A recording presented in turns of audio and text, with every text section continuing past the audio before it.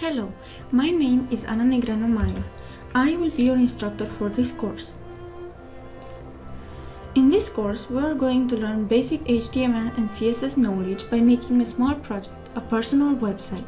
In this course, you are going to learn about easier things like a paragraph or a heading, or tougher things like a menu or a table. We will focus only on HTML and CSS, and we will tackle easy and tough subjects. Because I want you to know what you are going to learn in this course, I prepared a curriculum for you. In the lesson 1, I will teach you about heading levels. In lesson 2, we are going to add a picture, a list, and different types of text. In lesson 3, we are adding a table. In lesson 4, we are adding links. In lesson 5, we are trying to make a form. In lesson 6, we are making a menu.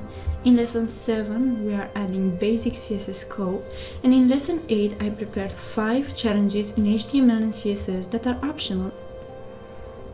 The final result for this course should be something pretty simple but functional.